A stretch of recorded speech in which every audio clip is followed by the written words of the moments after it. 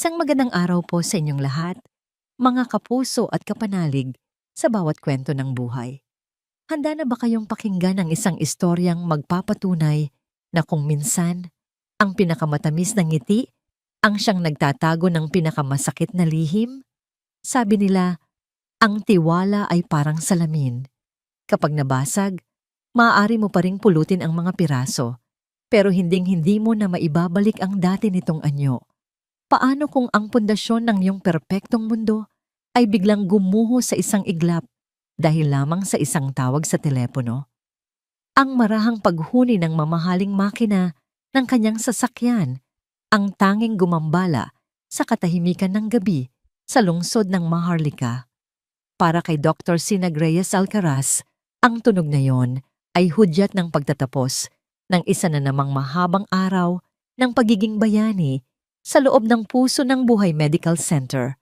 Pagod ang kanyang katawan, ngunit merong isang uri ng kasiyahan sa kanyang puso sa tuwing naiisip niya ang mga pasyenteng kanyang natulungan. Dahan-dahang pumasok ang kanyang sasakyan sa malawak na gate ng kanilang tahanan. Isang modernong mansyon na simbolo ng tagumpay. Tagumpay niya bilang isang respetadong cardiologist at tagumpay ng kanyang asawa, ang tanyag na si Architect Nara Alcaraz. Ang bahay na yon ay pangarap na naging katotohanan. Bawat sulok ay testimonya ng kanilang pinagsamang pagsisikap at pagmamahalan. O iyon ang gusto niyang isipin. Pagbaba niya ng sasakyan, ang sumalubong sa kanya ay ang amoy ng floor wax at ang nakabibinging katahimikan. Walang mainit na yakap, walang hapunan na naghihintay. Tanging ang malamig na hangin mula sa aircon at ang larawan nilang mag-asawa na nakasabit sa dingding, nakangiti, masaya, perpekto. Nasa Batangas pa rin para sa site inspection. Bulong niya sa sarili, isang paalala na abala na naman sa trabaho si Nara. Sanay na siya. Bahagi na yon ng buhay nila bilang dalawang abalang profesional. Hinubad niya ang kanyang sapatos at marahang naglakad papasok. Ang bawat hakbang niya ay umalingaw-ngaw sa kalawakan ng kanilang sala. Dumiretso siya sa kusina para uminom ng tubig at doon, sa ilalim ng malamlam na ilaw, isang hindi maipaliwanag na bigat ang dumagan sa kanyang dibdib. Isang pakiramdam ng kalungkutan. Ang bahay na ito, sa kabila ng karangyaan, ay madalas na kulang sa init ng isang tunay na tahanan. Iniling niya ang ulo. Pilit na iwinawaksi ang isiping iyon. Pagod lang ito. Umakyat siya sa kanilang silid-tulugan. Ang lahat ay nasa ayos, malinis at hindi nagalaw ang kama. Humiga siya at ipinikit ang mga mata, handa nang magpahinga. Ngunit bago pa man siya dalawin ng antok, biglang tumunog ang kanyang telepono sa ibabaw ng bedside table. Kumunot ang kanyang noo. Hating gabi na. Sino naman ang tatawag sa ganitong oras? Isang emergency mula sa ospital?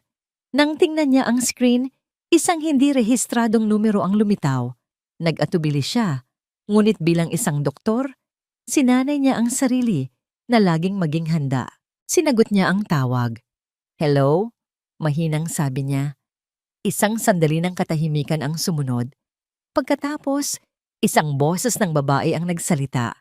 Kalmado, walang emosyon, na siyang lalong nagbigay ng kaba sa kanya. Si Dr. Sinag Alcaraz po ba ito? Ako nga. Sino to? Hindi na mahalaga kung sino ako. Sagot ng babae. Ang boses ay kasing lamig ng yelo. Ang mahalaga, alam mo kung nasaan ang asawa mo ngayon. Biglang bumilis ang tibok ng puso ni Sinag. Anong ibig mong sabihin? Nasa business trip siya sa Batangas. Isang mahinang tawa ang narinig niya mula sa kabilang linya. Isang tawang puno ng pang-uuyam. Talaga ba? Dr. Alcaraz, kung ako sa'yo, alamin mo kung anong business ang ginagawa ng asawa mo sa Talador Hotel. Kasama niya ang kabit niya. Parang isang malakas na sampal ang mga salitang yon. Nanlamig ang buong katawan ni Sinag. Ang telepono ay halos madulas mula sa kanyang nanginginig na kamay. Sino ka? Huwag kang magbiro ng ganito. This is a sick joke. Hindi ako nagbibiro, mariing sabi ng babae. Room 1208. Kung ayaw mong maniwala, nasa sayo yan. At pagkatapos, ibinaba na nito ang tawag. Naiwan si Sinag na tulala, nakatitig sa kawalan. Ang katahimikan ng silid ay mas lalong naging nakabibingi. Prank call? Isang taong walang magawa sa buhay. Imposible. Mahal siya ni Nara. Buo ang tiwala niya dito. Pero bakit? Bakit parang may isang maliit na bahagi ng kanyang pagkatao ang naniniwala? Pilit niyang iwinaksi ang tawag na yon. Isang masamang panaginip. Ngunit ang binhi ng pagdududa ay naitanim na. Hindi siya mapakali. Bumangon siya mula sa pagkakahiga. Ang puso niya'y kumakarera sa loob ng kanyang dibdib. At bigla, isang alaala ang pumasok sa kanyang isip. Ang regalong ibinigay niya kay Nara noong anibersaryo nila. Isang mamahaling smartwatch. Isang smartwatch na may GPS tracking feature para raw sa seguridad nito kapag nagta-travel ito ng mag-isa. Noon, ito ay simbolo ng kanyang pag-aalaga.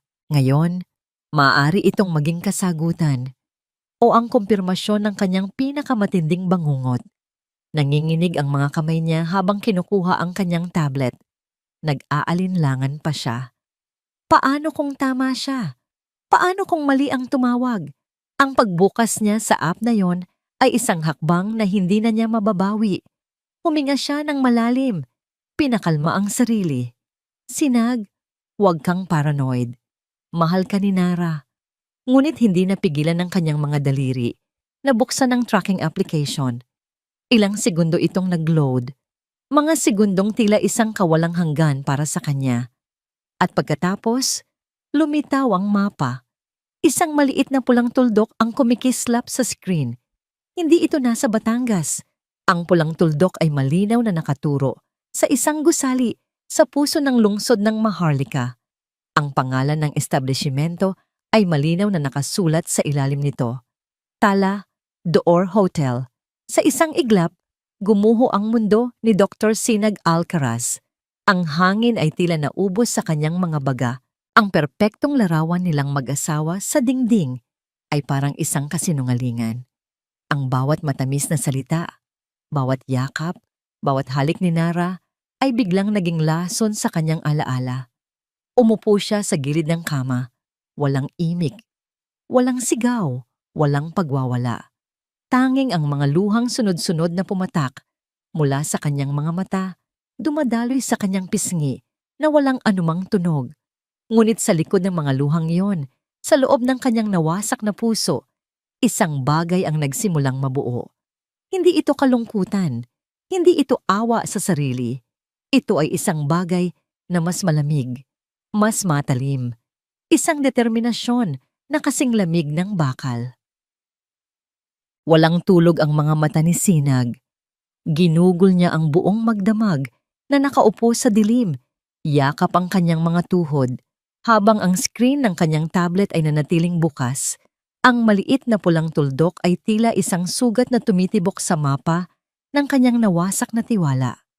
Bawat minuto ay parang isang karayom na tumutusok sa kanyang puso. Wala nang luhang lumalabas. Napalitan iyon ng isang kakaibang panlalamig na gumapang sa buo niyang katawan. Pinatigas ang bawat himaymay ng kanyang kalamnan. Nang marinig niya ang ugong ng sasakyan ni Nara sa labas, bandang 6:00 ng umaga, mabilis siyang kumilos. Hinilamusan niya ang kanyang mukha, sinuklay ang kanyang buhok, at nagsuot ng isang malinis na damit. Tiningnan niya ang kanyang refleksyon sa salamin. Isang babaeng may mapupungay na mata dahil sa puyat, ngunit may ekspresyong kalmado at kontrolado. Isinuot niya ang kanyang maskara. Ang maskara ng isang mapagmahal at walang kamalay-malay na asawa. Bumukas ang pinto at pumasok si Nara. Dala-dala ang kanyang maleta at isang paper bag na may logo ng isang kilalang coffee shop. Nakangiti ito ng malapad. Ang ngiting dati nagpapatunaw sa kanyang puso, ngunit ngayon ay parang isang insulto. "Good morning, my love." Masayang bati nito, sabay lapit sa kanya para sa isang halik. Umiwas si Sinag ng bahagya. Kaya't sa pisngi siya nito na halikan. Naramdaman niya ang gaspang ng balbas nito at naamoy ang pamilyar na pabango. Isang pabangong hinaluan ng amoy ng kasinungalingan. "Nara, ang aga mo naman," sabi niya. Pinilit na maging normal ang kanyang boses. "Siyempre, I missed you so much," sagot nito. Iniabot sa kanya ang kape at isang box ng mamahaling pastries. Pasalubong. Sobrang naging successful ang meeting sa Batangas. Mukhang makukuha natin ang resort project. Tumangulang si Sinag. Kinuha ang inaalok nito. Bawat salita ni Nara ay parang isang matulis na bubog na tumatarak sa kanyang pandinig. Batangas, resort project. Ang galing niyang magsinungaling. Parang isang profesional, parang sanay na sanay. Naghanda siya ng almusal. Habang nagpiprito ng itlog, nakatalikod sa kanya. Narinig niya ang masayang pagkukwento ni Nara tungkol sa mga pekeng nangyari sa kanyang business trip. Kinukwento nito ang ganda ng tanawin sa tabing dagat, ang hirap kausap ng mga kliyente, at kung paano niya ito nagawa ng paraan. Naramdaman ni Sinag ang pamilyar na init na gumagapang sa kanyang mga ugat, isang galit na pinipigilan niyang umakyat sa kanyang lalamunan. Napakapit siya nang mahigpit sa hawakan ng kawali. Gusto niyang humarap, isampal sa mukha nito ang katotohanan, isigaw ang sakit na nararamdaman niya. Pero hindi pa ito ang tamang oras. Humarap siya, daladala ang plato ng almusal at ngumiti. "That's great, love. I'm so proud of you." Umupo sila sa kanilang hapagkainan, isang eksena mula sa isang perpektong polyeto ng pamilya. Si Nara, kumakain ng may gana habang patuloy sa pagkukwento. Si Sinag, nakatitig lang sa kanyang pagkain na tila naging abo sa kanyang panlasa. Bawat subo ay isang pakikibaka. Ang nasa isip niya lang ay ang imahe ng asawa niya sa isang hotel, sa piling ng ibang babae. Pagkatapos kumain, habang nagliligpit si Sinag ng pinagkainan, niyakap siya ni Nara mula sa likod. Ipinatong nito ang baba sa kanyang balikat. "Sorry kung naging abala ako nitong mga nakaraang linggo, ha? Babawi ako sa'yo. Promise." Huminga ng malalim si Sinag para pigilan ang panginginig ng kanyang katawan. "Okay lang, naiintindihan ko. May dala pa pala ako para sa'yo," bulong nito. Kinuha nito ang isang maliit at eleganteng kahon mula sa bulsa. Binuksan nito iyon at tumambad sa kanya ang isang nagniningning na kwintas na may pendant na diamante. Isinabit yon ni Nara sa kanyang leeg. Naramdaman ni Sinag ang lamig ng ginto at bato sa kanyang balat. "Para saan to?" tanong niya. "Wala lang. Nakita ko lang. I was always thinking of you," malambing na sabi nito. Hinalikan ang kanyang batok. Sa puntong yon gusto nang masuka ni Sinag. Ang ganda ng kwintas, ang mahal, at ang bigat. Kasing bigat ng kasalanang itinatago nito. Ngumiti siya, isang pekeng ngiti na hindi umabot sa kanyang mga mata. "Thank you, Nara. It's beautiful." Nang pumasok na si Nara sa banyo para maligo, doon lang nakahinga ng maluwag si Sinag. Dumiretso siya sa kanilang home office, isinara ang pinto, at sumandal doon. Hinawakan niya ang kwintas sa kanyang leeg. Ito ang bayad sa kanyang katapatan. Isang piraso ng mamahaling metal, kapalit ng kanyang dignidad. Umupo siya sa harap ng kanyang laptop, ngunit hindi mga medical journal ang binuksan niya. Binuksan niya ang isang browser at itinaype ang mga salita. Tala d'Or Hotel. Lumabas ang mga larawan ng Marangyang Hotel. Tiningnan niya ang mapa. Pinalaki niya ito. Sinuri ang mga kalye sa paligid, ang mga kanto, ang mga posibleng daanan. Ang kanyang isip, na sanay sa pagsusuri ng mga komplikadong kaso ng medisina, ay ngayon naman abala sa pagbuo ng isang plano. Isang plano na hindi nangangailangan ng scalpel, kundi ng katumpakan at tapang. Matapos ang halos isang oras na pananaliksik, kinuha niya ang kanyang telepono at nag-dial ng isang numero. "Attorney Isabel Cruz speaking." Sagot ng pamilyar na boses sa kabilang linya. Si Belle, ang kanyang matalik na kaibigan mula pa noong kolehiyo. Belle, si Sinag to, sabi niya. Pinapanatiling matatag ang kanyang boses. Ina, napatawag ka? Kumusta? Hindi ka ba busy sa ospital? Busy, pero may itatanong lang sana akong mabilis. Hypothetical lang naman. Sure, ano yon? Huminga ng malalim si Sinag. May kliyente kasi ako. Naghihinala siya na may ibang babae ang asawa niya. Anong pinakamalakas na ebidensya para sa isang annulment case based on psychological incapacity or adultery? Natahimik sandali si Belle sa kabilang linya.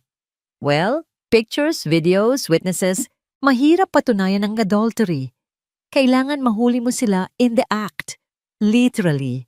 Bakit mo natanong? Sino yung kliyente mo? Wala. Isang pasyente lang na nag-open up. Sige Belle, salamat ha. Tawagan na lang ulit kita. May gagawin pa ako. Mabilis niyang ibinaba ang tawag bago pa man makapagtanong muli ang kaibigan. Mahirap patunayan. Kailangan mahuli sa akto. Ang mga salitang iyon ay umalingaw-ngaw sa kanyang isipan. Kinagabihan, habang naghahapunan, kaswal na nagsalita si Nara.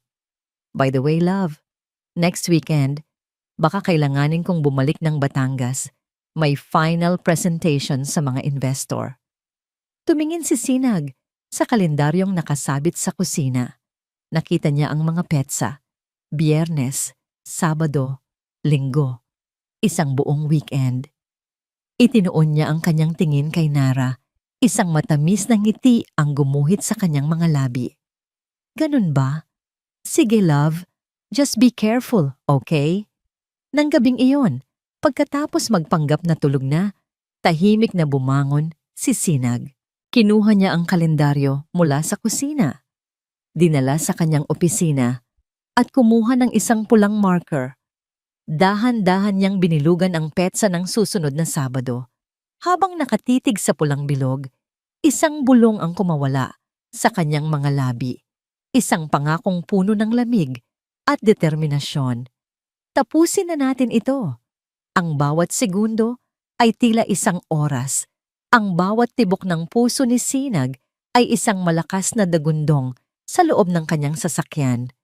Nakaparada siya sa isang tahimik na kalye, ilang kanto lang ang layo mula sa nagniningning na gusali ng Talador Hotel. Sa kanyang kandungan, ang tablet ay nagliliwanag. Ipinapakita ang walang galaw na pulang tuldok na kumakatawan sa kanyang asawa. Ang asawa niyang dapat ay nasa Batangas ngayon. Ang hangin mula sa aircon ay malamig, ngunit pinagpapawisan pa rin ang kanyang mga kamay. Hinawakan niya ng mahigpit ang manibela. Ito na yon, ang araw ng paghuhukom. Kaninang umaga, ang pagpapaalam ni Nara ay puno ng kasinungalingan at matatamis na salita. Mag-iingat ka dito, love, sabi nito, kasabay ng isang mabilis na halik sa kanyang mga labi. Tatawag ako pagdating ko doon. Hindi na siya naghintay ng tawag. Alam niya kung saan ito pupunta. Tiningnan niya ang relo. 3:00 ng hapon. Sapat na oras para sila ay maging komportable sa kanilang pugad ng pagkakasala. Ang kaba sa kanyang dibdib ay unti-unting napalitan ng isang matigas at malamig na katapangan. Sanay siya sa mga sitwasyong buhay at kamatayan sa loob ng operating room. Sanay siyang gumawa ng mga desisyon sa ilalim ng matinding pressure. Ngunit iba ito. Dito, ang pasyente ay ang kanyang pagsasama at ang sakit ay cancer ng pagtataksil. Huminga siya ng malalim. Pinakalma ang sarili. Inilagay niya ang kanyang seatbelt. Tiningnan ang sarili sa rearview mirror. Nakita niya ang isang babaeng may determinasyon sa mga mata. Isang babaeng handang sunugin ang lahat para lang lumabas ang katotohanan. Ini-start niya ang makina at marahang nagmaneho patungo sa isang abalang interseksyon na ilang araw na niyang pinag-aralan. Isang interseksyon na may malinaw na kuha mula sa isang traffic camera. Ito ang kanyang entablado. Habang papalapit, bumilis muli ang tibok ng kanyang puso. Naghahanap siya ng tiyempo, isang pagkakataon. Nakita niya ang isang lumang pampasaherong jeep na mabagal ang takbo sa kabilang linya. Naghahanda itong lumiko. Ito na ang pagkakataon. Sa isang iglap, nawala ang lahat ng kanyang pag-aalinlangan. Pinihit niya ng bahagya ang manibela at bahagyang inapakan ang silinyador. Hindi mabilis, ngunit sapat lang.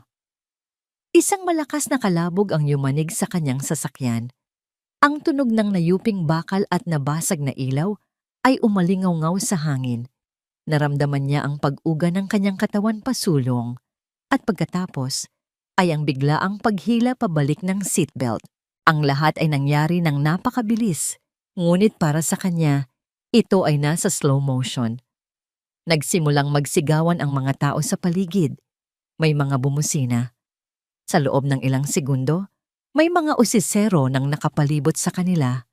Ipinatong niya ang kanyang noo sa manibela, huminga ng malalim, at sinimulan ang kanyang pag-arte. Nang may kumatok sa kanyang bintana, dahan-dahan niyang itinaas ang kanyang ulo. Ang muka ay nagpapakita ng pagkalito at sakit. "Okay lang po ba kayo, ma'am?" tanong ng isang traffic enforcer. Ang ulo ko, daing niya, hawak-hawak ang kanyang sentido. Hindi ko alam kung anong nangyari. Mabilis ang mga pangyayari. May tumawag ng ambulansya. Ang driver ng jeep, isang matandang lalaki na halatang takot na takot, ay paulit-ulit na humihingi ng tawad. Tiniyak ni Sinag na nakuha ng traffic enforcer ang lahat ng detalye na siya ang biktima sa insidenteng ito. Habang hinihintay ang mga medic, kinuha niya ang kanyang telepono. Ang kanyang mga kamay, na kanina'y matatag, ay ngayon ay totoong nanginginig dahil sa adrenaline. Perpekto! Dinial niya ang numero ni Nara. Pagkatapos ng ilang ring sumagot ito. Ang boses nito ay medyo inaantok at iritable. "Hello?" Dito na pumasok ang galing ni Sinag bilang isang actress. Humikbi siya. Ang bawat salita ay basag at puno ng takot. "Nara, tulong." Agad na nagbago ang tono ni Nara. "Sinayinaga, anong nangyari? Bakit ka umiiyak?" "Na naaksidente ako." Hagulgol niya. May bumangga sa akin. Dito sa may kanto ng Maharlika at Aguinaldo Avenue. Nara, ang sakit ng ulo at leeg ko. "Ano? Shit, papunta na ako." "Huwag kang gagalaw. Tumawag ka na ba ng ambulansya?" Narinig ni Sinag ang kaluskos sa kabilang linya na tila ito ay nagmamadaling magbihis. Paparating na raw. "Nara, natatakot ako." Patuloy niya sa kanyang pag-iyak. "Shh, calm down, love. I'm on my way. I'm coming. Just hold on." Sabi ni Nara bago ibaba ang tawag. Ngumiti si Sinag sa kabila ng kanyang mga pekeng luha. Maharlika at Aguinaldo Avenue. 5 minuto lang ang layo mula sa Talador Hotel. Isang perpektong bitag. Dumating ang ambulansya mula sa Puso ng Buhay Medical Center. Isinakay siya sa stretcher. Habang dinadala siya papasok, nagpadala siya ng isang maikling text message sa kanyang pinagkakatiwalaang kasamahan at kaibigan, si Dr. Ben Ramirez. "Ben, ito na. Code White." Sundin ang napag-usapan. Pagdating sa emergency room, si Dr. Ramirez na mismo ang sumalubong sa kanya. Professional ang itsura nito, ngunit sa isang saglit na pagtama ng kanilang mga mata, nakita ni Sinag ang isang bahagyang tango. "Dr. Alcaraz, what happened?" tanong nito, habang sinusuri ang kanyang vital signs. "Car accident, Ben. Neck and head trauma. Mild dizziness." Sagot niya, ayon sa kanilang napag-usapan. "Okay, let's get you to a private cubicle. We'll run some tests. CT scan, X-ray, the works. Huwag kang mag-alala, Ina. You're in good hands, Bamna." Sabi ni Dr. Ramirez, sapat na malakas para marinig ng ibang mga nurse. Inilagay siya sa isang cubicle na natatakpan ng kurtina. Ang pamilyar na amoy ng ospital, antiseptic at gamot ay pumuno sa kanyang mga baga. "Dito?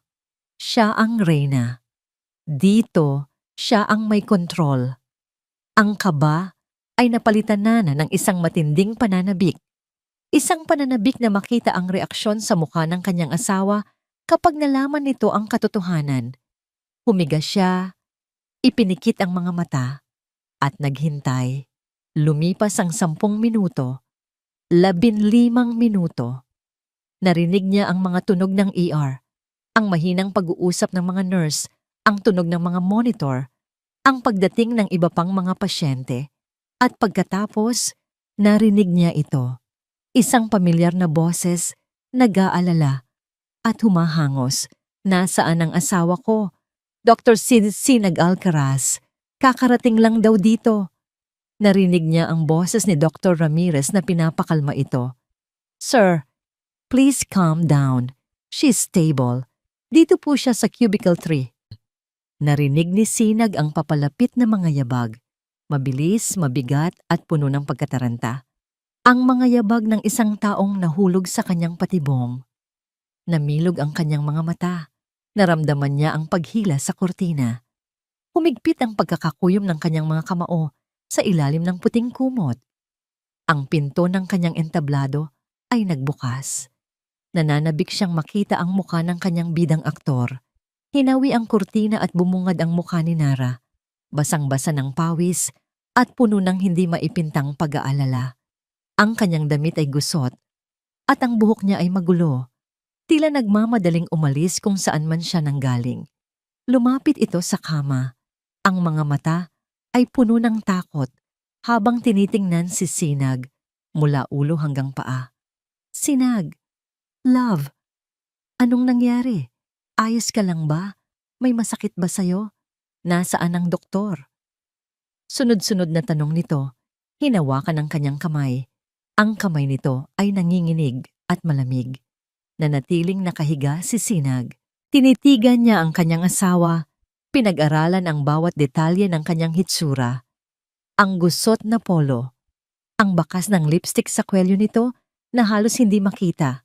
Ang amoy ng ibang pabango ng babae nakahalo sa sarili nitong amoy. Nara, mahinang sabi niya, ang boses ay tila hirap na hirap. Nandito na ako, love. Huwag kang mag-alala. Hindi kita iiwan, sabi nito. Hinaplos ang kanyang buhok. Ang pag-aalala sa mukha nito ay mukhang totoo. Isang napakagaling na aktor. Dahan-dahan, sa kabila ng sakit na nararamdaman, umupo si Sinag sa kama. Ang bawat galaw niya ay sinadya niyang bagalan, na tila nagpipigil ng matinding kirot. Napansin niya ang pagkunot ng noo ni Nara, nagtataka sa biglaan niyang pagbangon. Dapat nakahiga ka lang, sabi nito. Ngumiti si Sinag. Isang ngiting walang bakas ng anumang saya. Isang ngiting malamig at matalim. Tinitigan niya ito ng diretso sa mga mata. Ayos lang ako, Nara. Walang bali, walang internal bleeding. Sa katunayan, wala akong kahit isang galos. Biglang natigilan si Nara. Ang pag-aalala sa mukha nito ay unti-unting napalitan ng pagkalito. Anong ibig mong sabihin? Hindi siya sumagot. Sa halip, ang tingin niya ay dahan-dahang lumipat mula sa mukha ni Nara patungo sa damit nito, sa buhok nito, at pabalik sa mga mata nito. At pagkatapos, sa isang boses na kalmado ngunit puno ng lason, nagtanong siya, "Kumusta ang meeting mo sa Talador?" Sa isang iglap, ang lahat ng kulay ay nawala sa mukha ni Nara. Ang kanyang bibig ay bahagyang bumukas, ngunit walang salitang lumabas. Ang kanyang mga mata ay nanlaki sa gulat at pagkatakot, na tila isang magnanakaw na nahuli sa akto. Ang pagkakahawak nito sa kamay ni Sinag ay biglang lumuwag. Anong sinasabi mo? Nauutal na tanong nito, umiiwas ng tingin. Galing akong Batangas, Sinag. Nagmamadali akong umuwi nang tumawag ka. Talaga? Tanong ni Sinag. Ang boses ay tumaas ng bahagya. May bahid na ng sarkasmo. Ang bilis mo namang nakarating mula Batangas. 5 oras na biyahe? Nagawa mong 15 minuto? Nara, hindi ako tanga. Itinaas ni Sinag ang kanyang telepono. Ipinakita niya ang screenshot ng GPS location nito. Ang maliit na pulang tuldok ay malinaw na nasa ibabaw ng Talador Hotel. "Explain this!" Mariing utos niya. Parang isang lobong biglang naubusan ng hangin si Nara. Napaurong ito ng isang hakbang. Napasandal sa pader. Ang mukha ay puno ng pagkatalo. "I can explain." "Explain what?" Sigaw ni Sinag. Hindi na napigilan ang galit na kanina pa niya kinikimkim. "Na sinungaling ka? Na manloloko ka? Na habang ako nagpapakapagod sa ospital para magligtas ng buhay, ikaw nagpapakasaya kasama ng kung sinong babae." Sa gitna ng kanilang pagtatalo, isang anino ang biglang lumitaw sa may pasukan ng cubicle. Isang boses ng babae ang marahang nagsalita, puno ng pag-aalala. "Nara? Darling, anong nangyayari?" Sinabi ng receptionist na umakyat ka dito. Sabay silang napalingon ni Nara. Nakatayo doon ang isang babae. Bata, maganda, at balingkinita ng katawan. Nakasuot ito ng isang simpleng bestida, ngunit halatang mamahalin. Ang mahaba at itim nitong buhok ay bahagyang magulo. At ang pinakanakapukaw ng pansin ni Sinag, ang suot nitong bathrobe. Isang puting bathrobe na may burdang logo ng Talador Hotel. Siya si Dalisay. Ang tingin ng tatlo ay nagtagpo.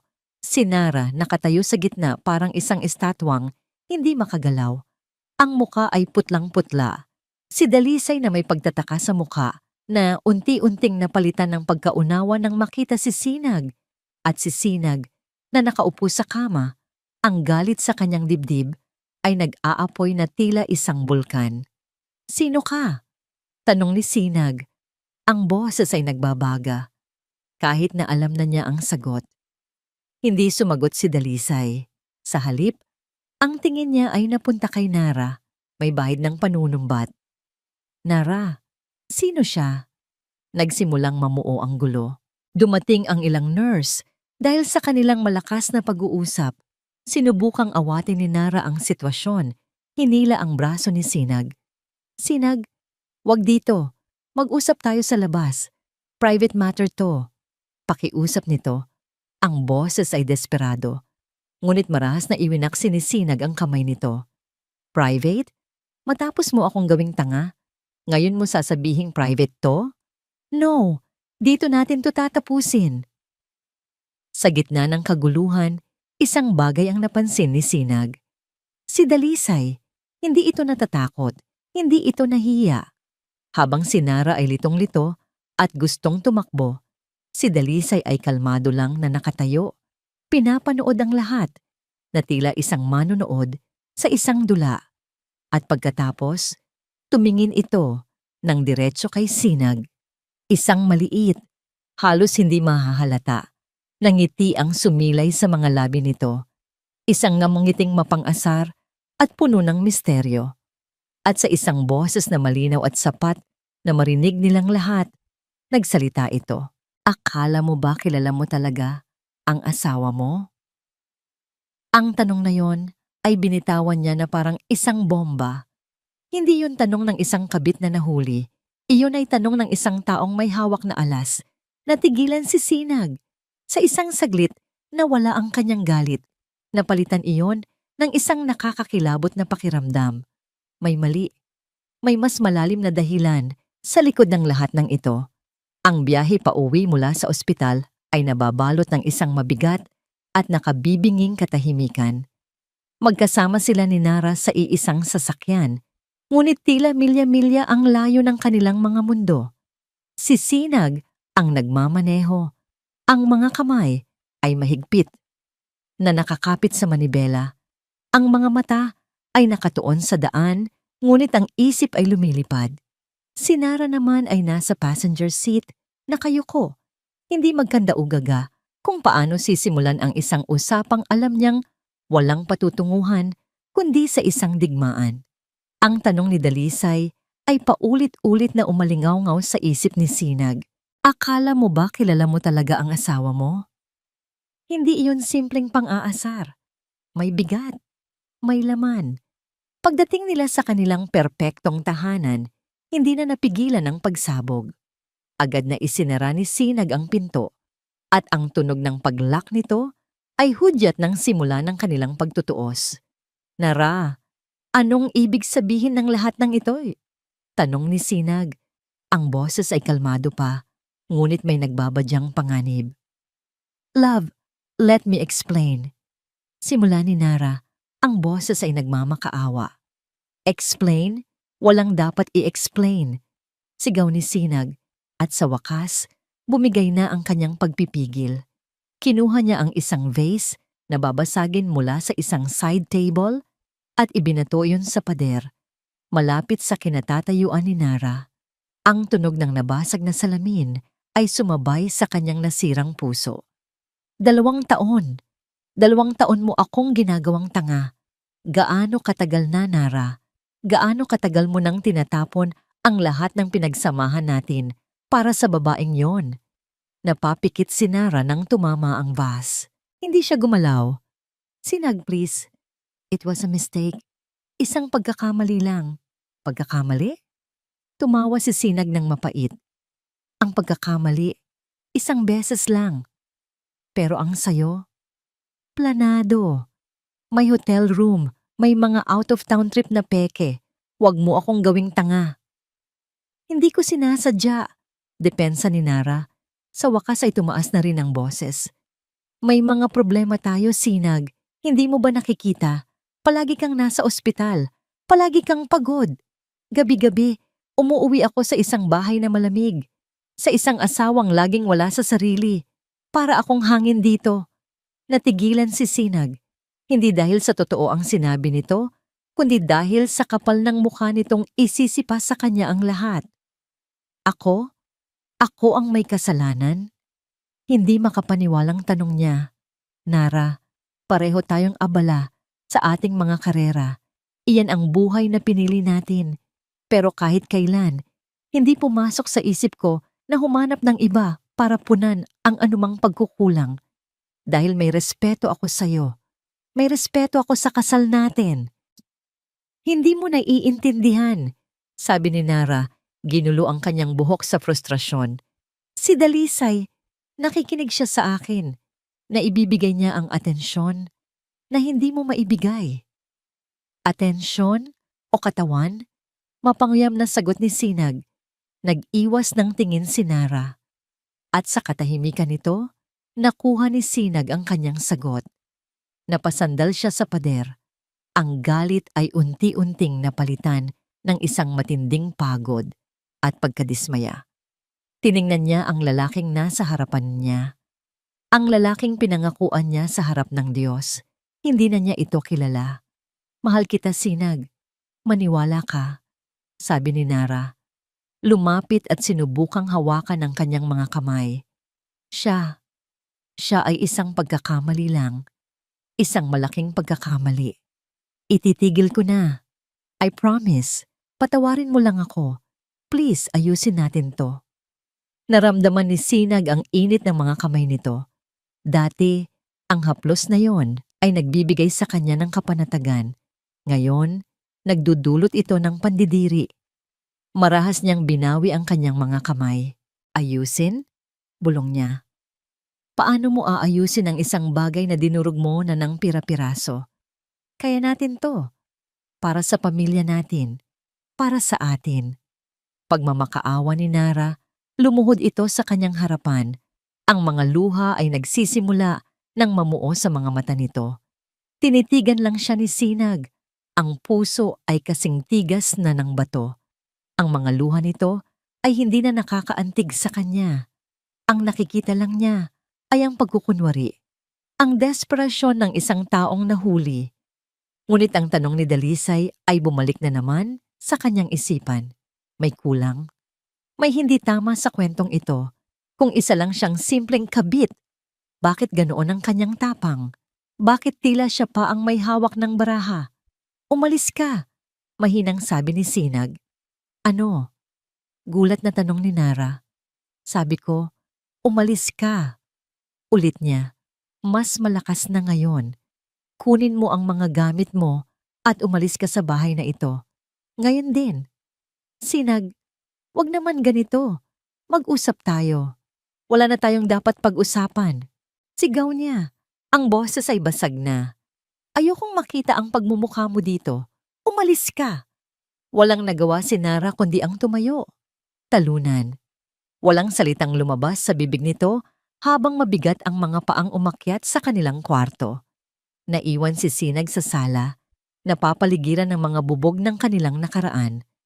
Nang marinig niya ang pagsara ng pinto at ang tunog ng paalis na sasakyan, doon lang siya napaupo sa sahig. Hindi siya umiyak. Tila naubos na ang lahat ng kanyang luha.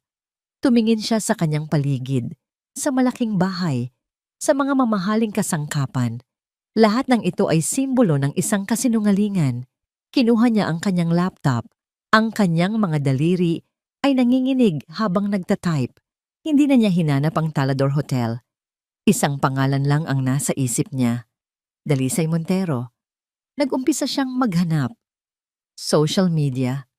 Professional na mga profile. Kahit anong impormasyon na makakatulong sa kanya. Nakita niya ang kanyang mga account. Puro mga larawan ng magagandang lugar, mga disenyo ng interior, at mga ngiting tila walang itinatagong kadiliman. Isang perpektong buhay tulad ng sa kanya dati. Patuloy siyang nag-scroll, naghahanap ng kahit anong koneksyon, kahit anong butas. At pagkatapos, sa isang business networking site, nakita niya ito. Isang lumang post. Isang larawan mula sa isang komperensya ng mga developer. Maraming taon na ang nakalipas. Nakatag sa larawan ang pangalan ni Dalisay at sa tabi niya, isang pamilyar na mukha. Si Nara, ngunit hindi iyon ang nakakuha ng kanyang atensyon. Ang nakakuha ng kanyang atensyon ay ang isa pang lalaki sa grupo. Isang matandang lalaki na may mabait na ngiti. Ang caption sa ilalim, "With my dad, CEO of Montero Holdings, and the brilliant architect Nara Alcaraz." Montero Holdings. Parang may malamig na kuryenteng gumapang sa kanyang gulugod. Itinay pa niya ang pangalan ng kumpanya sa search bar. Agad na lumabas ang mga resulta, mga balita, mga artikulo, mga headline mula 6 na taon na ang nakalipas. Montero Holdings nagdeklara ng bankruptcy. CEO ng Montero Holdings inakusahan ng estafa ng mga investor. Bigla ang pagbagsak ang isang higanteng kumpanya ng konstruksyon. At sa isa sa mga artikulo, may isang larawan. Ang larawan ng Board of Directors ng Montero Holdings bago ito bumagsak. Sa gitna, ang ama ni Dalisay. At sa tabi niya, isang mas batang Dalisay, marahil ay isang teenager pa lamang noon. Ang mga mata ay puno pa ng pangarap. Nanigas si Sinag. Ang kanyang paghinga ay tila huminto. Ang mga piraso ng palaisipan ay nagsimulang magkabit-kabit sa kanyang isipan, bumubuo ng isang larawang mas nakakatakot pa kaysa sa simpleng pagtataksil. Ang mga pangalan at headline sa screen ng laptop ay tila mga multo mula sa nakaraan, bumubulong ng isang kwentong hindi niya alam na bahagi pala ng kanyang buhay. Montero Holdings, bankruptcy, estafa. Ang bawat salita ay isang piraso ng isang masalimuot na palaisipan na hindi niya maintindihan. Alam niyang may koneksyon ito, ngunit kailangan niya ng tulay. Kailangan niya ng isang taong makakakita sa kabuuan ng larawan. Hindi na siya nag-aksaya ng panahon. Kinuha niya ang kanyang telepono at tinawagan muli ang kanyang kaibigang abogado, si Belle. "Belle, kailangan kita." Sabi ni Sinag, pagkasagot pa lang, walang anumang pagbati. Ang boses niya ay walang emosyon, tila isang robot na nag-uulat ng isang problema. "Ina, anong nangyari? Ayos ka lang ba?" Nag-aalalang tanong ni Belle. Ramdam ang bigat sa boses ng kaibigan. "Hindi ko alam. Belle, may ipapahanap ako sa'yo. Isang kumpanya, Montero Holdings, at i-cross-reference mo sa lahat ng projects ni Nara 6 to 7 years ago. Kailangan ko ng lahat. Financial records, news articles, kahit anong chismis. Please, it's urgent. Natahimik si Belle. Hindi na siya nagtanong pa. Narinig niya ang desperation sa likod ng malamig na tono ni Sinag. Okay, give me 24 hours. Pupuntahan kita sa opisina ko bukas ng hapon. Mag-ingat ka, Ina. Ang sumunod na 24 na oras ay ang pinakamahabang oras sa buhay ni Sinag. Hindi siya pumasok sa ospital, hindi siya kumain, hindi siya natulog. Nagkulong lang siya sa kanyang opisina, pabalik-balik na binabasa ang mga artikulo, tinititigan ang mga larawan, pilit na pinagdidikit-dikit ang mga piraso.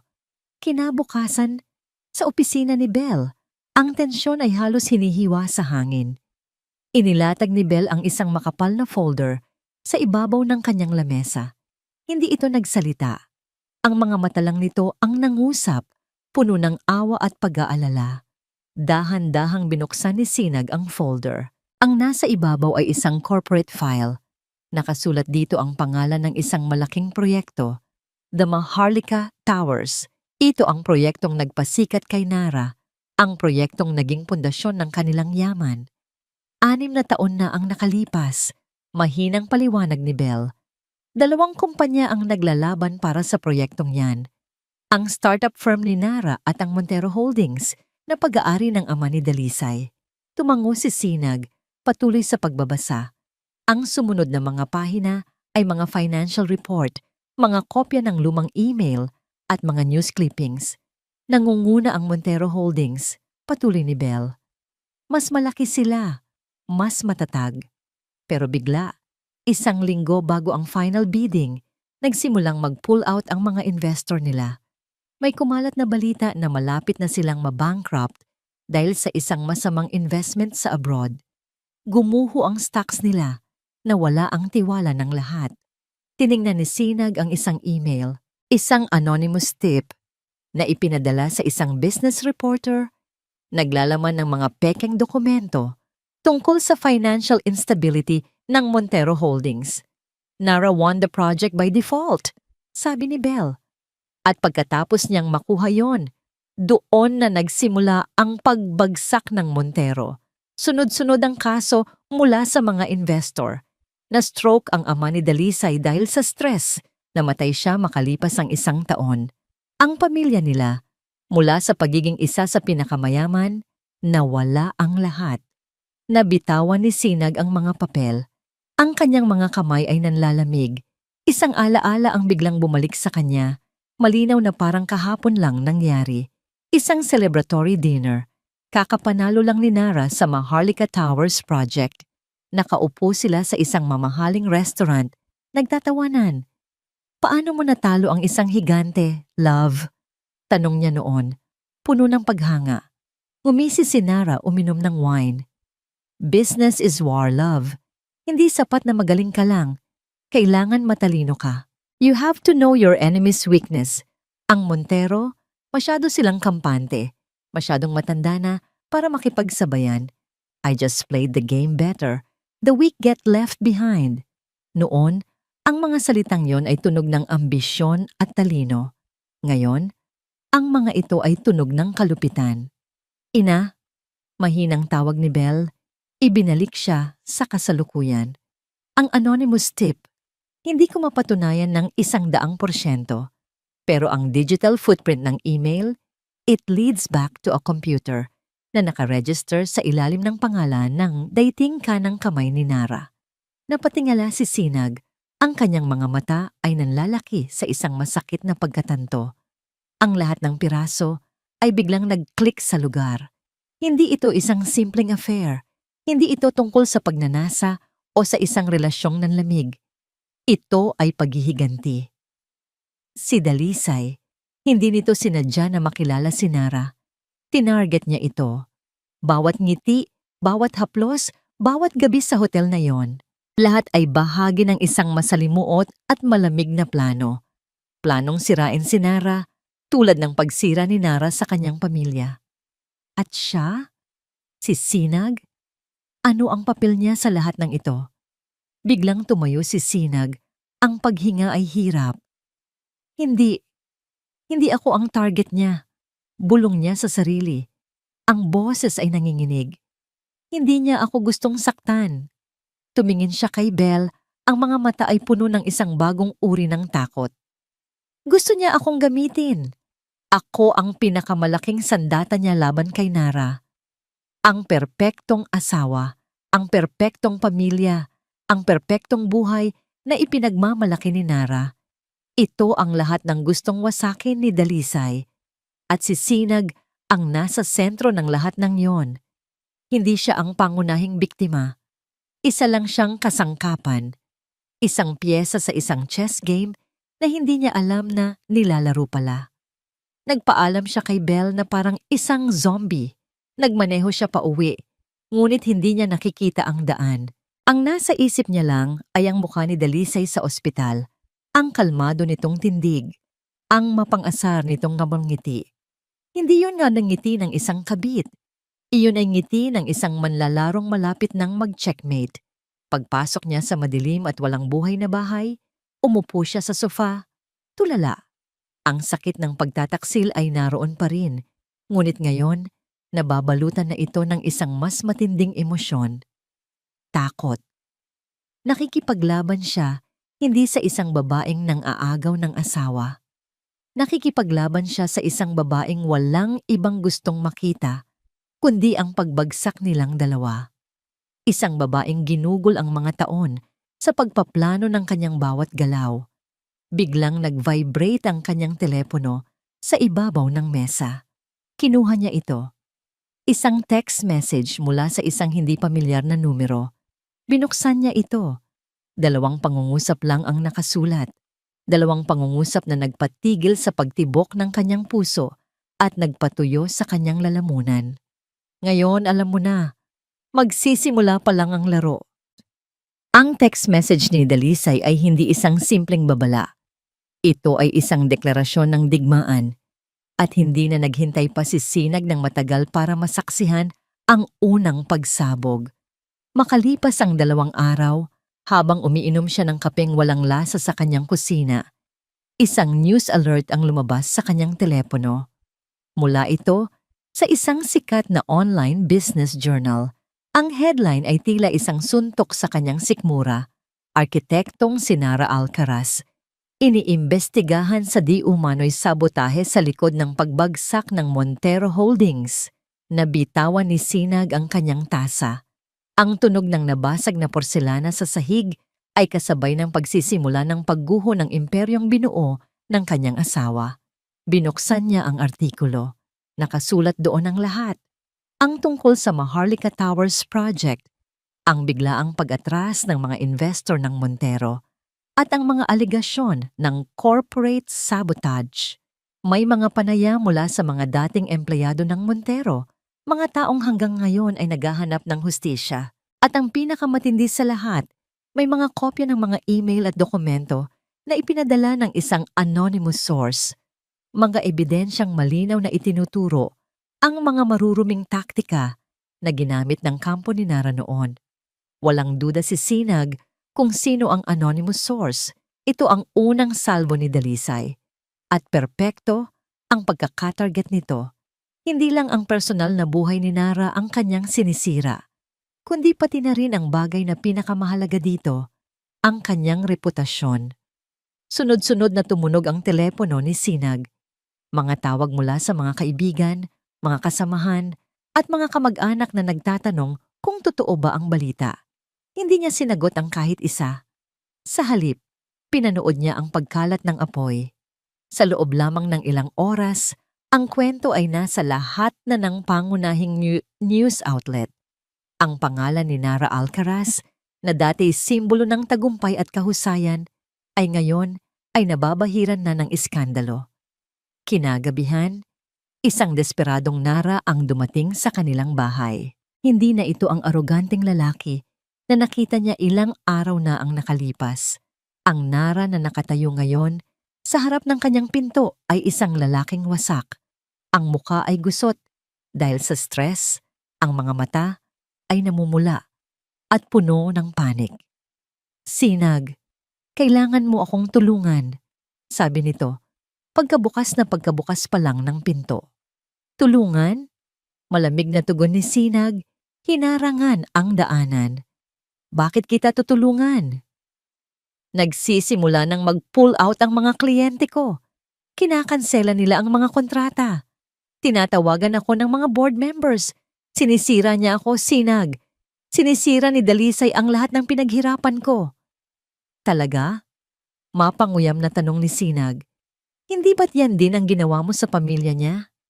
Ang pinagkaiba lang, ikaw, ginawa mo para sa pera. Siya, ginagawa niya ito para sa hustisya. Sino sa tingin mo ang mas may karapatan? Natigilan si Nara. Tinitigan niya si Sinag na tila hindi makapaniwala. Alam mo na, alam ko na ang lahat, Nara. Ang panloloko mo sa akin ay simula pa lang pala. Ang tunay mong kasalanan, mas malalim at mas madilim. Biglang lumambot ang ekspresyon ni Nara. Ang panik ay napalitan ng isang desperadong pagsusumamo. Inaamin ko, nagkamali ako noon. Bata pa ako, masyadong ambisyoso. Pero tapos na yon. Huwag mo namang hayaang sirain ng nakaraan ang kinabukasan natin. Lumapit ito. Sinubukang abutin ang kanyang mga kamay. Sinag, ikaw lang ang makakatulong sa akin. Kailangan kong ipakita sa lahat na may matatag tayong pamilya, na nasa likod kita. Kung mananatili ka sa tabi ko, malalagpasan natin to. Maniniwala sila sa akin kung maniniwala ka. Natawa si Sinag. Isang tawang walang kagalakan. Ang kapal ng mukha mo. Matapos mo akong lokohin, gagawin mo pa akong panangga sa mga kasalanan mo? Gagamitin mo ang imahe ng pamilya natin para iligtas ang sarili mo? Please, Sinag, para sa atin. Pagmamakaawa nito, gagawin ko ang lahat. Hihingi ako ng tawad. Luluhod ako kung kailangan.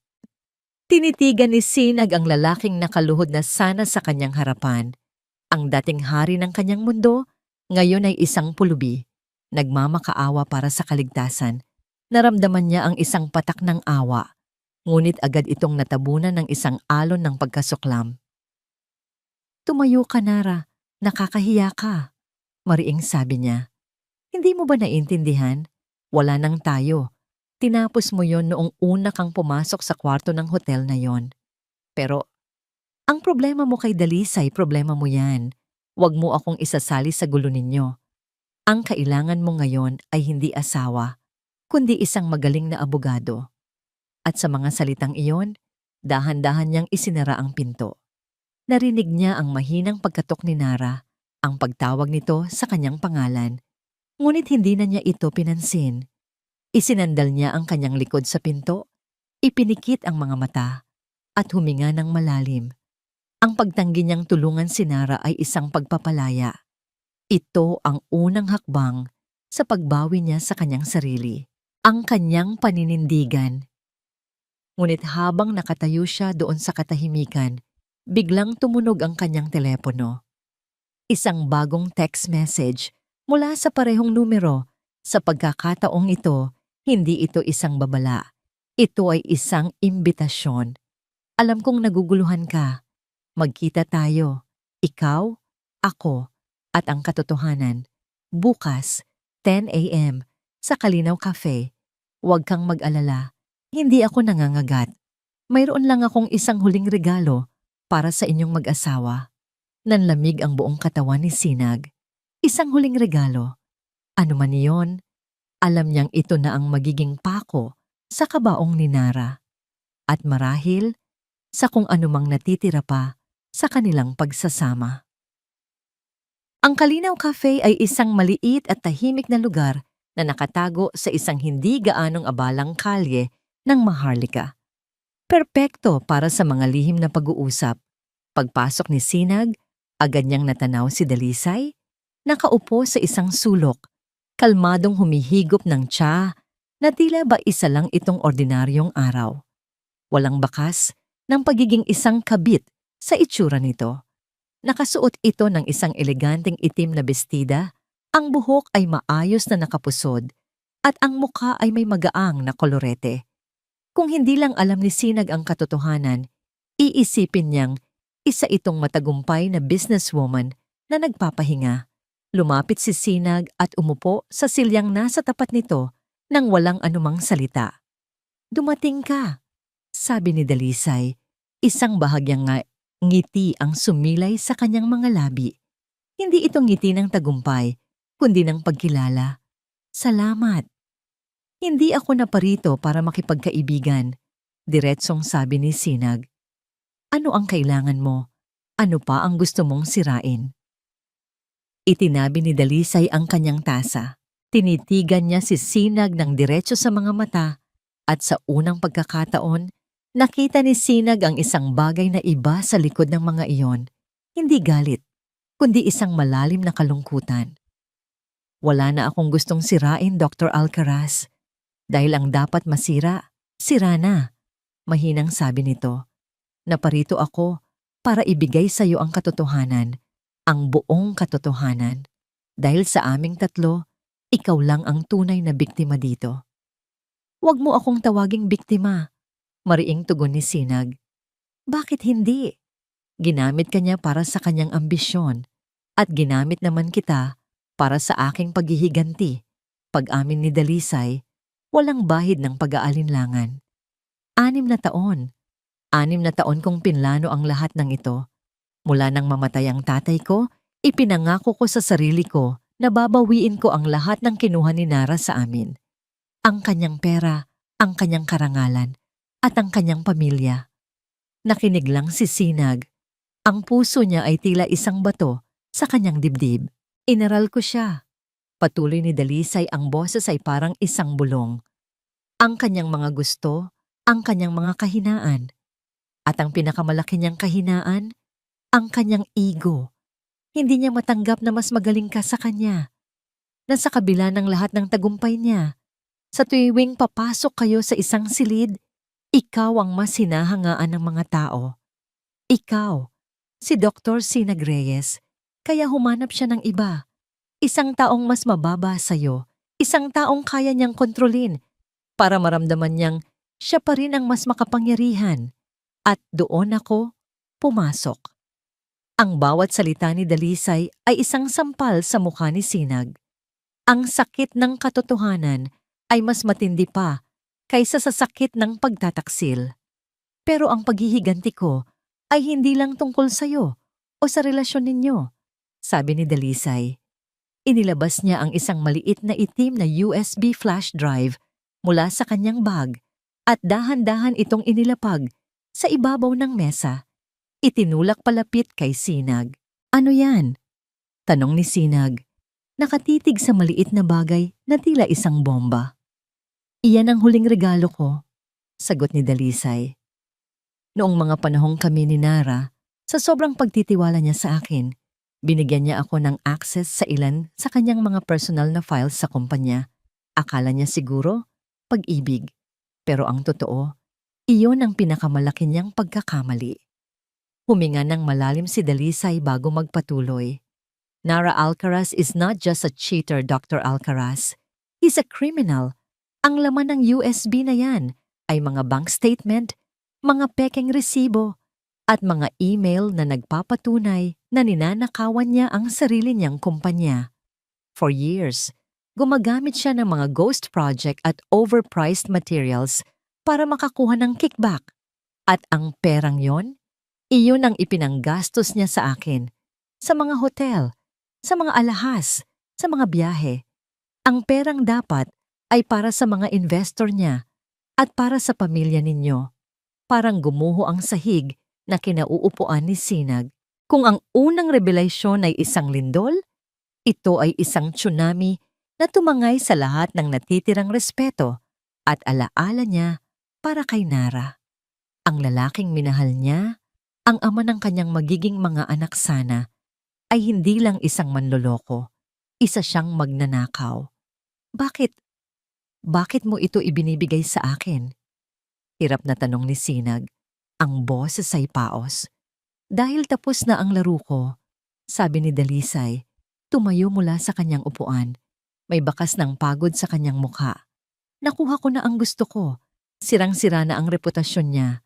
Ang susunod na hakbang ay naasa batas na. Pero naisip ko, bilang asawa niya, karapatan mong malaman ang lahat. Karapatan mong magdesisyon. Tumingin si Dalisay sa labas ng bintana, tila may malalim na iniisip. Pagkatapos nito, aalis na ako ng bansa. Ang paghihiganti, akala ko magbibigay ito sa akin ng kapayapaan, pero wala. Pagod lang at kalungkutan ang naiwan. Sana mahanap mo ang kapayapaan na hinahanap mo. Iniwan ni Dalisay ang ilang pirasong pera sa mesa para sa kanilang in-order at nagsimulang maglakad palayo. Dalisay? Tawag ni Sinag. Lumingon ito. Salamat, sabi ni Sinag. Isang salitang hindi niya inakalang sasabihin niya sa babaeng ito. Isang malungkot na ngiti ang isinukli ni Dalisay. Walang anuman, at tuluyan na itong umalis. Naiwan si Sinag, mag-isa, nakatitig sa USB na nasa mesa. Ang maliit na bagay na yon ay may hawak na kapangyarihan. Ang kapangyarihang tuluyang magpabagsak kay Nara. Ilibing siya sa ilalim ng batas at kahihiyan. Kinuha niya ito. Ang lamig ng metal ay gumapang sa kanyang mga daliri. Umuwi siya na parang isang kaluluwang walang buhay.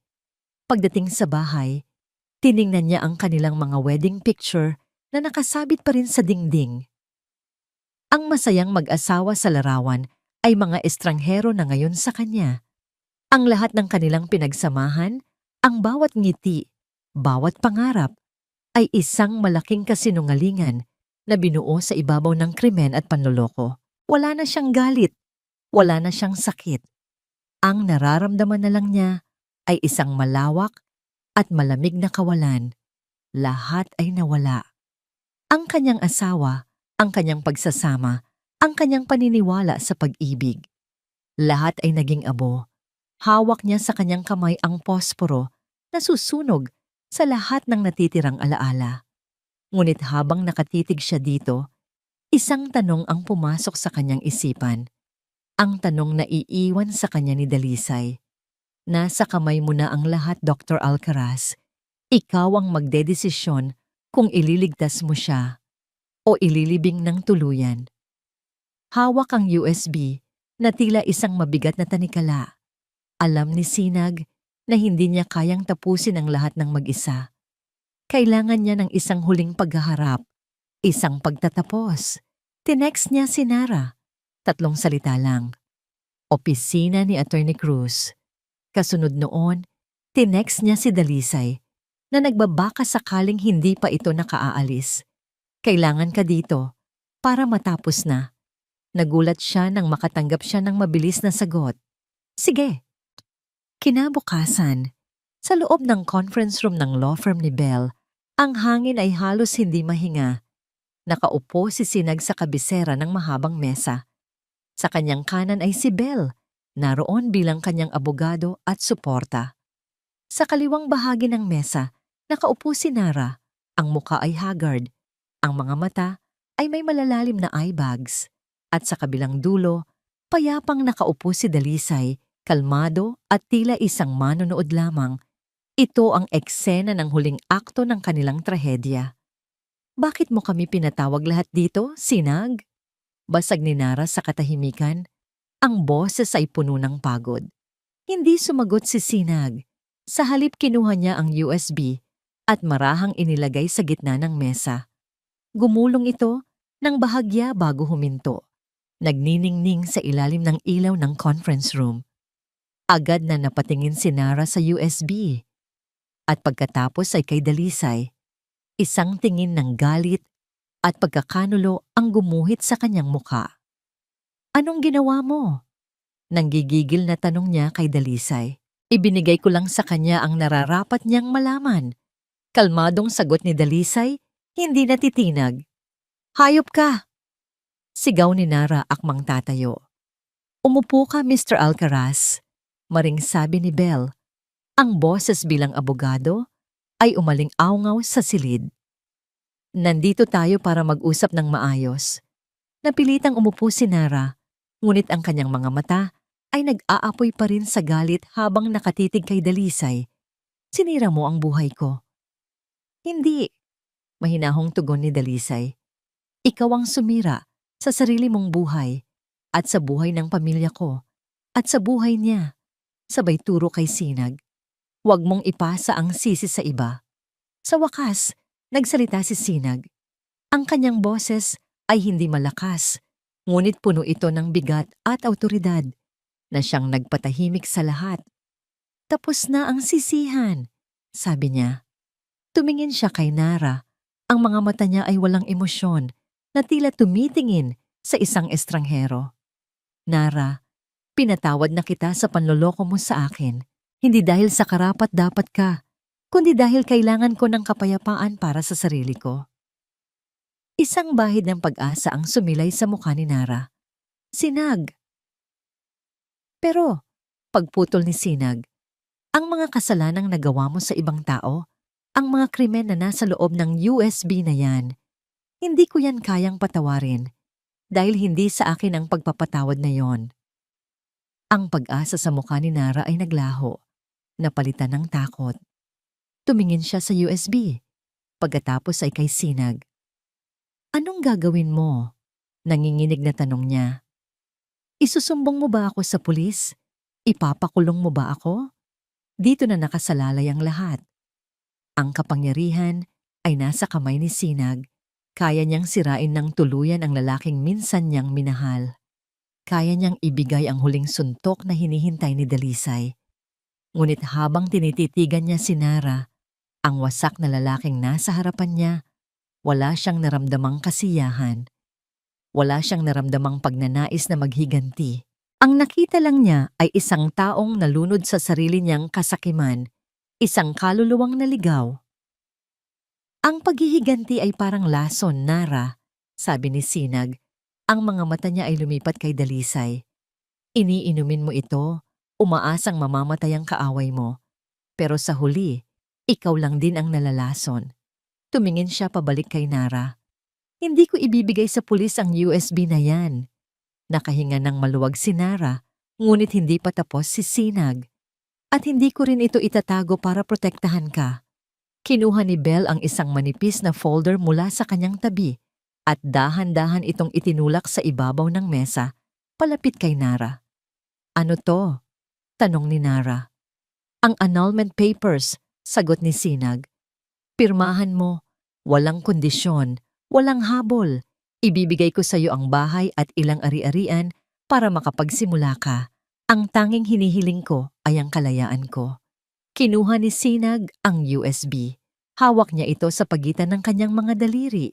Tumingin siya kay Nara at pagkatapos ay kay Dalisay. Kayong dalawa, sabi niya. Ang nag-umpisa ng gulong ito, kayo rin ang magtapos. Itong ebidensya. Bahala na kayo kung anong gagawin ninyo dito. Pwedeng sirain ni Nara para iligtas ang sarili niya. O pwedeng gamitin ni Dalisay para sa hustisyang hinahanap niya. Hindi na ako parte nito. Ang gusot na ito ay sa inyo, hindi na sa akin. Iniabot niya ang USB kay Nara. Nag-aalangan itong kunin. Pagkatapos, tumayo si Sinag. Tapos na ako, sabi niya. Ang boses ay puno ng kapaguran, ngunit may bagong tuklas na kapayapaan. Nagsimula siyang maglakad palabas ng silid. Hindi siya lumingon. Hindi niya kailangang makita kung ano ang magiging reaksyon nila. Hindi na mahalaga. Habang naglalakad siya sa pasilyo, palayo sa conference room, narinig niya ang simula ng isang sigawan sa pagitan ni Nara at Dalisay. Ngunit ang mga boses nila ay unti-unting humihina, na parang mga alingaw-ngaw mula sa isang buhay na hindi na kanya. Paglabas niya sa gusali at masinaga ng araw ang kanyang mukha, isang pakiramdam ang nanaig sa kanya. Hindi ito kaligayahan, hindi rin kalungkutan. Ito ay kalayaan. Sa unang pagkakataon, sa loob ng napakatagal na panahon, huminga siya ng malalim at ang hangin na pumasok sa kanyang mga baga ay malinis at walang bigat. Hindi niya alam kung saan siya pupunta. Hindi niya alam kung ano ang susunod na mangyayari. Ang alam lang niya, ang unang hakbang palayo sa nakaraang iyon ay ang pinakatamang desisyon na ginawa niya sa kanyang buhay. Lumipas ang 3 buwan. Ang iskandalo na yumanig sa mundo ni Sinag at Nara ay unti-unti nang humupa, napalitan ng mga bagong balita at bagong kontrobersya. Ngunit ang mga epekto nito ay nanatili, tulad ng mga pilat na hindi na mabubura. Sa isang maliit na opisina ng isang hindi gaanong kilalang law firm, nakaupo si Nara Alcaraz, kaharap ang kanyang abogado. Hindi na siya ang makisig at aroganteng arkitekto. Ang kanyang mukha ay may mga guhit na ng pagod at pagkabigo. Tuluyan ng binawi ng asosasyon ng mga arkitekto ang kanyang lisensya dahil sa mga alegasyon ng corporate sabotage. Ang kanyang kumpanya ay nagsara. Ang mga kaso mula sa mga investor ay patuloy na dumarating. Hindi niya ginamit ang USB para sa sarili niyang kapakanan, ngunit hindi na rin iyon mahalaga. Ang pinsala ay nagawa na. Sa kabilang dako ng mundo, sa isang paliparan sa Europa, nakatayo si Dalisay Montero, nakatingin sa malayo. Hawak niya ang kanyang pasaporte at isang one-way ticket. Sa huli, pinili niyang huwag nang ituloy ang kasong kriminal laban kay Nara. Ang pagbagsak ng reputasyon at karera nito ay sapat na para sa kanya. Ngunit ang kapayapaang inaasahan niya ay hindi dumating. Ang natira lang ay isang pakiramdam ng kawalan. Ang paghihiganti ay hindi naghilom ng kanyang mga sugat. Binigyan lang siya nito ng mga bagong pilat. Umalis siya ng bansa para hanapin ang sarili, palayo sa mga multo ng kanyang nakaraan. At si Sinag, pinirmahan ni Nara ang annulment papers nang walang anumang pagtutol. Ibinenta ni Sinag ang malaki at malamig na bahay sa Maharlika. Ang lahat ng pera mula sa pagbebenta ay ibinigay niya kay Nara, tulad ng kanyang ipinangako, para makapagsimula ito muli. Wala siyang dinalang kahit ano mula sa bahay na yon, maliban sa kanyang mga personal na gamit at sa mga aral na natutunan niya sa pinakamasakit na paraan. Lumipat siya sa isang maliit at komportableng apartment na malapit sa ospital. Mas maliit ito, ngunit para sa kanya, mas mainit at mas buhay. Ang mga pader ay pinuno niya hindi ng mga larawan ng pekeng kaligayahan, kundi ng mga libro at mga obra ng mga lokal na pintor. Ang kanyang buhay ngayon ay simple. Gigising siya sa umaga, magtitimpla ng kape, at maglalakad papunta sa puso ng Buhay Medical Center. Ibinaling niya ang lahat ng kanyang oras at lakas sa kanyang trabaho, sa kanyang mga pasyente. Doon niya natagpuan muli ang kanyang layunin, ang pag-aalaga sa mga pusong may sakit. Kapwa sa literal at matalinghagang paraan ang naging gamot sa sarili niyang pusong sugatan. Isang hapon, habang nag-i-inspeksyon siya ng isang batang pasyente na may butas sa puso, naramdaman niya ang isang bagay na matagal na niyang hindi nararamdaman. Habang nakatingin sa mga mata ng bata na puno ng tiwala at sa mga magulang nitong puno ng pasasalamat, isang ngangiti ang kusang gumuhit sa kanyang mga labi. Isang totoong ngangiti. Hindi ito pilit. Hindi ito isang maskara. Ito ay isang ngangiting nagmula sa kaibuturan ng kanyang puso. Sa sandaling iyon, alam niyang nagsisimula na siyang maghilom. Pagkatapos ng kanyang duty, imbes na umuwi agad, nagpasya siyang maglakad-lakad sa isang parke malapit sa baybayin. Umupo siya sa isang bench, pinanood ang paglubog ng araw. Ang kalangitan ay nag-aapoy sa kulay kahel, rosas at lila. Isang sinag sa dapit hapon. Habang nakaupo doon, naramdaman niya ang mahinang pag-vibrate ng kanyang telepono. Isang text message. Mula ito kay Dr. Ben Ramirez, ang kanyang kaibigan at kasamahan, na tumulong sa kanya noong gabing iyon sa ER. Ina, pauwi ka na. Baka gusto mong magkape? My treat. Ilang buwan na rin siyang kinukulit ni Ben. Palagi itong nag-aalok na kumain sa labas o manood ng sine. Ngunit palagi niya itong tinatanggihan ng maayos. Hindi pa siya handa. Ngunit ngayon, habang tinititigan niya ang papalubog na araw na nagbibigay daan sa mga bituin, isang bagong damdamin ang kanyang naramdaman. Hindi na takot, hindi na pag-aalinlangan. Isang maliit na kislap ng pag-asa. Nag-type siya ng kanyang sagot. Sige Ben, coffee sounds good. Alam niyang hindi pa ito ang simula ng isang bagong pag-ibig. Marahil ay malayo pa iyon. Ngunit ito ay ang simula ng isang bagong pagkakaibigan. Ang simula ng muling pagbubukas ng kanyang sarili sa mundo. Ang pagtanggap na karapat-dapat din siyang maging masaya muli.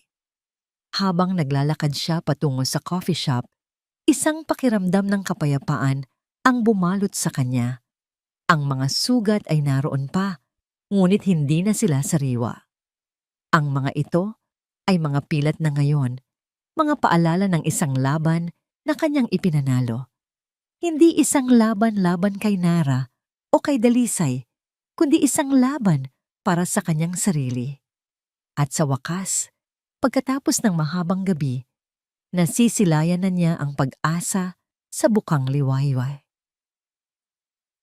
Ang usapan nila ni Ben sa coffee shop ay magaang at puno ng tawanan. Hindi nila pinag-usapan ang nakaraan. Walang tanong tungkol kay Nara, sa iskandalo o sa sakit. Ang kanilang pinag-usapan ay tungkol sa mga pasyente, sa mga nakakatawang pangyayari sa ospital, sa mga pangarap nila sa kanilang propesyon, at sa mga simpleng bagay tulad ng paboritong pelikula at musika. Sa unang pagkakataon sa loob ng maraming buwan, naramdaman ni Sinag na siya ay si Sinag ulit. Hindi ang asawa ni Nara, hindi ang doktora na may problema, kundi isang tao lang na nakikipagkwentuhan sa isang kaibigan. Naging regular ang kanilang paglabas. Minsan, kakain sila ng hapunan pagkatapos ng duty. Minsan, manonood ng sine sa araw ng kanilang pahinga. Hindi ito romantiko. Walang pressure. Si Ben ay isang tunay na kaibigan. Maingat, magalang, at laging nakikinig. Nakita niya ang pag-aalaga sa mga mata nito, ngunit hindi nito iyon ipinipilit. Hinayaan lang siya nitong maghilom sa sarili niyang panahon. Isang araw, habang namamasyal sila sa isang bookstore, nakatanggap si Sinag ng isang sulat sa pamamagitan ng isang courier. Galing ito sa isang law firm na hindi niya kilala. Nang buksan niya ito, nakita niya ang isang maikli at sulat kamay na liham. Galing kay Nara. Sinag, walang araw na hindi ko pinagsisisihan ang lahat. Alam kong huli na ang lahat para sa sorry, pero gusto ko pa ring sabihin, sinira ko ang lahat dahil sa sarili kong kahinaan. Sana, balang araw, mapatawad mo ako ng buo. At sana, mahanap mo ang kaligayahang ipinagkait ko sa'yo. Nagmamahal pa rin, Nara. Binasa niya ang sulat ng walang anumang emosyon, walang galit, walang sakit. Tiningnan niya ang papel at pagkatapos ay marahan niya itong tiniklop at itinapon sa pinakamalapit na basurahan. Ang kabanatang yon ng kanyang buhay ay tapos na. Hindi na niya kailangan ng closure mula dito. Natagpuan na niya iyon sa kanyang sarili. Ipinagpatuloy niya ang paglalakbay sa pagtuklas muli sa kanyang sarili. Nagsimula siyang gawin ang mga bagay na matagal na niyang hindi nagagawa dahil sa pagiging abala sa pagiging asawa. Nag-enroll siya sa isang pottery class. Umakyat siya ng bundok kasama ang ilang katrabaho.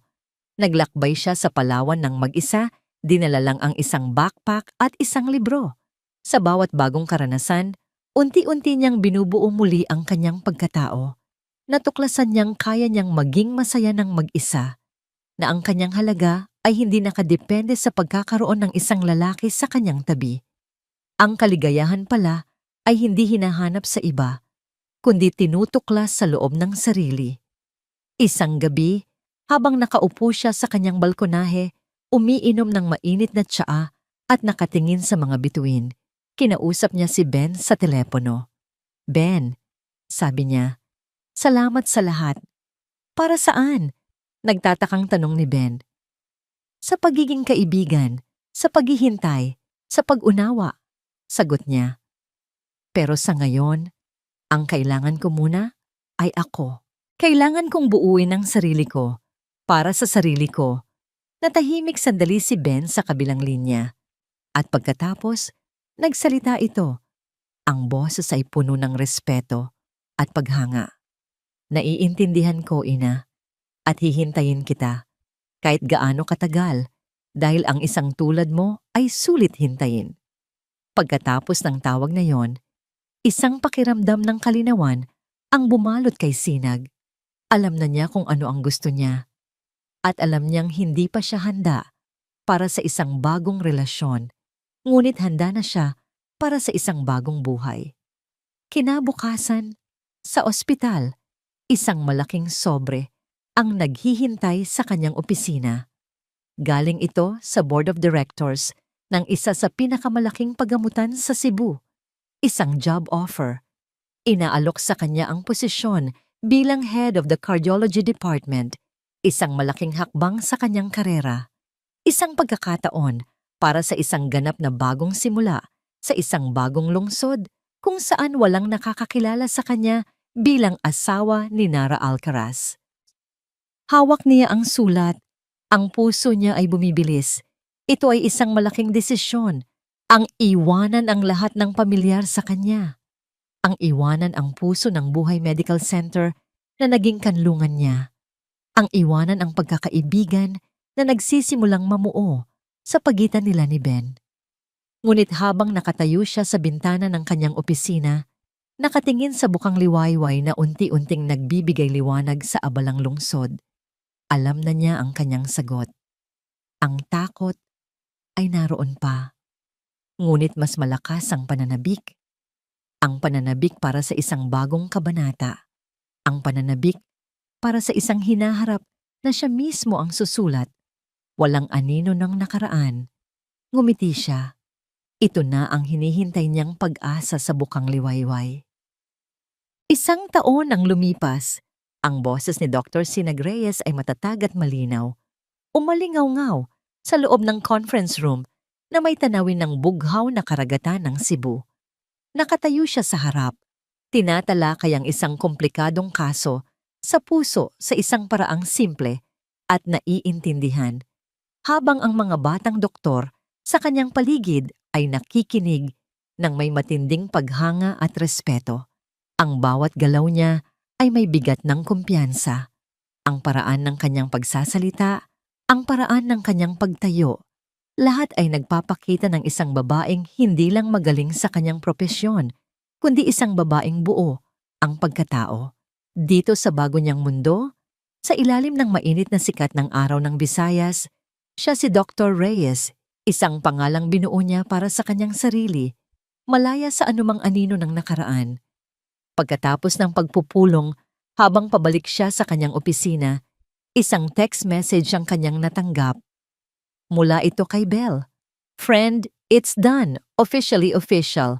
Kakatanggap ko lang ng final decree from the court. Malaya ka na. Tumigil sa paglalakad si Sinag sa gitna ng pasilyo. Binasa niya muli ang mensahe. Sa isang iglap, tila huminto ang lahat sa kanyang paligid. Ang mga salitang malaya ka na ay dahan-dahang lumubog sa kanyang kamalayan. Hindi bilang isang malakas na pagsabog, kundi bilang isang banayad na ulan na naghuhugas sa mga huling bakas ng alikabok ng kahapon. Pumasok siya sa kanyang opisina at isinara ang pinto. Hindi siya napasigaw sa tuwa. Hindi siya napaiyak. Sa halip, lumapit siya sa malawak na bintana at tumingin sa labas. Pinanood niya ang mga barkong marahang naglalayag sa malawak na dagat. Tapos na. Ang huling legal na tali na nag-uugnay sa kanya kay Nara ay naputol na. Ang kasal na minsan niyang itinuring na sagrado ay isa na lamang alaala, isang kabanata, sa isang librong na isara na niya. May isang saglit na kirot, hindi ng panghihinayang, kundi isang tahimik na pagluluksa para sa babaeng dati siya, ang babaeng naniwala sa walang hanggan. Ngunit mabilis itong napalitan ng isang malalim na pasasalamat. Pasasalamat para sa mga aral, sa sakit na nagpatatag sa kanya at sa pagkakataong magsimula muli. Nang hapong yon, pagkatapos ng trabaho, ginawa niya ang isang bagay na simple ngunit makabuluhan. Nagpunta siya sa tabing dagat, dala ang isang bote ng sparkling wine at isang baso. Umupo siya sa buhanginan, hinayaan ang papalubog na araw na halikan ng kanyang balat. Binuksan niya ang bote. Ang mahinang pop ay tila isang hudyat. Nagsalin siya sa baso at itinaas ito. Hindi para sa isang lalaki, hindi para sa isang tagumpay sa trabaho, kundi para sa kanyang sarili. Para sa iyo, Sinag, bulong niya sa hangin. Para sa bawat luhang iniyak mo sa dilim. Para sa bawat pagbangon sa umaga, kahit masakit. Para sa tapang na piliin ang sarili. Mabuhay ka. Ininom niya ang alak. Ang lamig at tamis nito ay isang paalala ng bagong buhay. Hindi na siya ang babaeng naghihintay o ang babaeng naghahanap ng kulang sa kanya. Ang babaeng nakaupo ngayon sa dalampasigan ay kumpleto.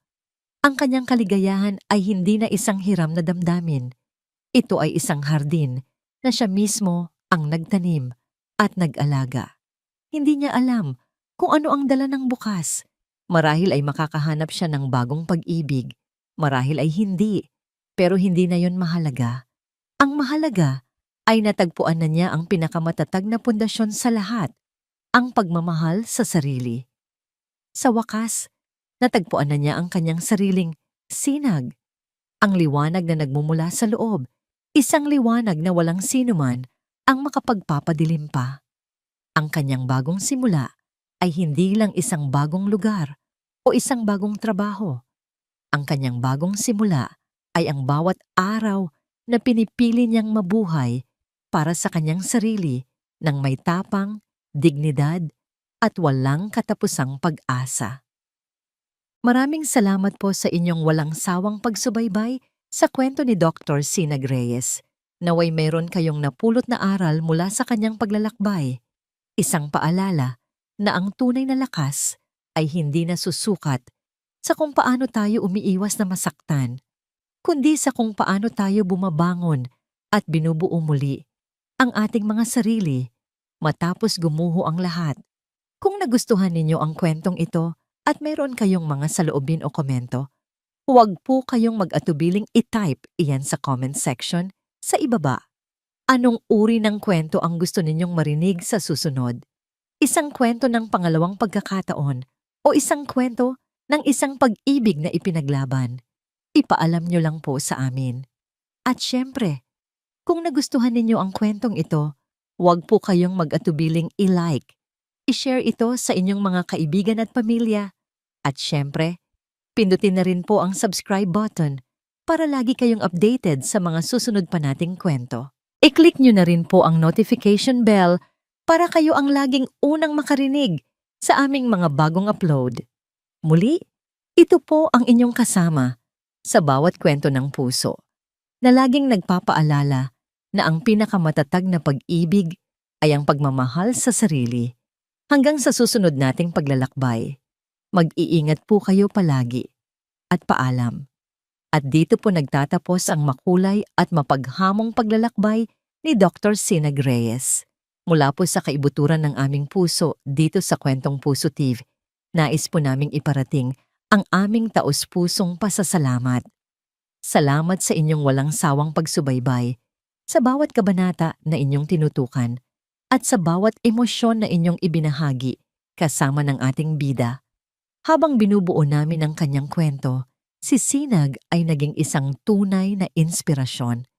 Isa siyang paalala na sa gitna ng pinakamatinding sakit na dulot ng pagtataksil, mayroong isang uri ng lakas na matatagpuan sa loob mismo ng ating mga sarili. Ang kanyang pagbangon ay hindi naging madali, ngunit ito ay isang patunay na ang bawat sugat, gaano man kalalim, ay may kakayahang maghilom. Naway ang kanyang kwento ay mag-iwan sa inyo ng 3 mahahalagang aral. Una, ang pinakadakilang pag-ibig ay ang pagmamahal na ibinibigay natin sa ating sarili. Ikalawa, ang tunay na kapatawaran ay isang regalong ibinibigay natin sa ating sarili upang makalaya sa nakaraan.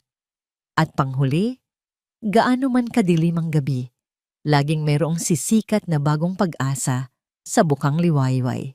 Ngayon, nais po naming marinig ang inyong tinig. Ano ang tumatak sa inyong puso at isipan mula sa kwento ni Sinag? Mangyari po lamang na ibahagi ninyo ang inyong mga saloobin sa comment section sa ibaba. Ang inyong mga kwento at pagninilay ay mahalaga sa amin. Hanggang sa muli nating pagkikita sa isang panibagong kwento ng puso. Manatili po kayong matatag, puno ng pag-asa, at laging piliin ang magmahal, lubos na nagmamahal. Kwentong Puso TV.